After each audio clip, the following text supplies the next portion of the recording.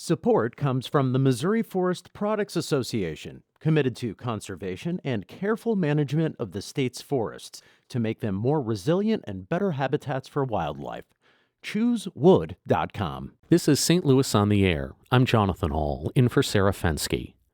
Black Males in Education St. Louis is a platform where educators of color, particularly black men, can connect, find mentorship, and advocate for more black voices in the classrooms. The organization's founders, Darryl Diggs and Howard Fields, received the 2020 Launchcode Moonshot Challenge Award. Darryl Diggs Jr., principal of Hardin Middle School in the St. Charles City School District, joins us now to talk about the project. Darryl, thank you very much for being on St. Louis on the Air. Hey, thank you for having me. Why is it important for this group to exist and to do the work that it's doing? It is extremely important for this work for a variety of reasons, and if I may, just quote a statistic, is that across the state of Missouri, if we were to add up all of the teachers and then also break them down into demographics, there is approximately a little over 1% of those educators in Missouri that are black males. And furthermore, as I reflect on my personal experience, growing up, through the K-12 school system, there were very few teachers of color, and this specifically black males, who were my teachers. So if I were to count, I had 2 from K-12, and then once I graduated and went into post-secondary, very few and far between. And as I think about students in classrooms, they need to have that opportunity to learn from a variety of individuals. And we believe that it is our mission and our vision to increase that number and that likelihood that all students are able to have that opportunity to learn from a diverse staff, a diverse teaching force. And that's what we're here to do. For me, when this issue really came to light was a few years ago when something was going around social media that said, "How old were you when you had your first black teacher?" And it was really shocking to me to see the large percentage of people that were responding with high school, college, or never. And I think that really kind of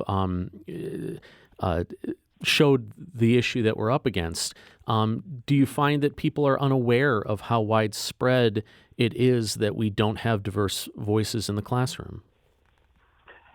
I'm not surprised that people are not surprised or that they are unaware. Now, again, I gave a statistic about the state of Missouri, but if we look across the country from sea to shining sea, black males equate for 2% of the teaching force in classrooms. And furthermore, I don't think it's widely talked about. Therefore, many people may not be aware or know. I had an opportunity not very long ago to speak to a small group of elementary students. And in my conversation, with them, they were captivated, almost as if I was, presenting them something with a lot of money or very much value. But then I really started to think deeply, will these young people in elementary school ever have the opportunity to have a teacher that looks like me? And the answer was no. They have the chance to move through their elementary school, middle school, and then graduate from their high school without having a black male teacher. And I'm not totally sure that many people know that fact. And this is, I believe, consistent in many school districts across our state, of course, in St. Louis. What are the barriers that are keeping our classrooms and our teachers from looking like America? Mm-hmm. I would say there's quite a few. One of those barriers, I believe, are in hiring practices. I believe it's in policy. I believe another barrier are just the stigmas that are across the country when it comes to school districts. People of color, they have this thought of what they've seen in school districts, whether it's in the news, what their classrooms look like, the prevalence of other teachers of color. So, for example, if I were to look for a position or try to advance, I would be less apt to move into a particular situation if there's no one that looks like me in that situation. So then, thus, I would feel alone. I would feel isolated and left with no support. when it comes to that mentorship and advocacy for my space in that arena. Do you think systemic racism is more prevalent in education than it is in other areas of our society? I think systemic racism is prevalent in all aspects of teaching and learning, as well as America across the board. I think systemically there are such deep issues when it comes to racism that it's easy to see and believe that it's not there, that it's not a thing that is in the fabric of our country and in the fabric of education.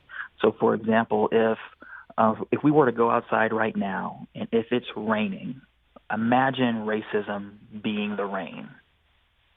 Many people believe that they would still be dry in a downpour.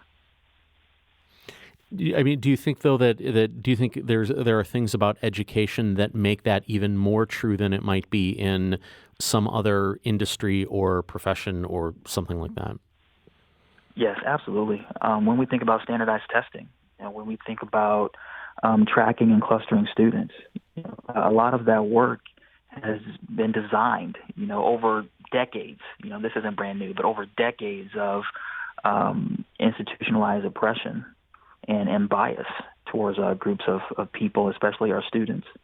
And so with our organization, like our main focus, again, is to increase, educators of color, of course, but also to provide an umbrella that dives deep into the recruitment, development, support, and mentorship of Black educators. And if we're able to do that, which I have seen that we are able to, then we can increase that number of educators of color inside classrooms, and thus that will impact our students to give them that worldview and that diverse lens that we're all operating in society. Your organization is just a little more than a year old, but it made such an impact that it received the Launchcode Moonshot Challenge Award. There were hundreds of nominees for these awards. What does it signify to you and to your group and the work that you've been doing that you got this recognition? It means to us that we're ready. It means that St. Louis is ready. It means that there are pockets of communities that are thirsty to be able to drink from this well and also have those tough conversations. So, for example, Dr. Fields, he's now the assistant superintendent of human resources in the Kirkwood School District. Him and I met through a statewide development called OLE, where we went off into the woods to go hiking and orienteer to learn leadership skills. And it's very rare that you're in a space in education and there's someone that's just like you, especially another Black male. So him and I connected very quickly, and there was a situation that I was involved in where I was on social media that somebody created that was very hurtful, very thick with racism. And so him and I decided that how about we create a group or a social event to bring Black males together to be able to hear, to listen, to heal, and thus be that support. And so from that conversation, which was, last year, so 2019 in May, that was our first get-together in Maryland Heights. We were able to increase, the likelihood of Black males not leaving education. And then we started a Black Educator Symposium. And then from there, it's just amazing and humbling to know that, this is being recognized and also being held on to the point where there's awards and ceremonies for it. But it's the work that we already should be doing. There just happens to be an award that goes next to it. If you could snap your fingers and change one thing immediately that would help get more Black men into the classroom, what would it be? It would be changing policy. For example, our group, Black Males in Education for St. Louis, we are working towards creating a memorandum of understanding. And in that memorandum, it's to dive deep into line items that are specific to inclusion, diversity, equity, anti-bias, and anti-racism work. If I were to snap my finger, it would be for us to put this into effect, implement it, and then also be supported in that work for all school districts, for all kids, and all educators. That's what I would snap my finger for. Darryl Diggs, thank you so very much for joining us today, and best of luck with your project. Thank you so much. It's a pleasure and an honor. This is St. Louis on the Air on St. Louis Public Radio 90.7 KWMU.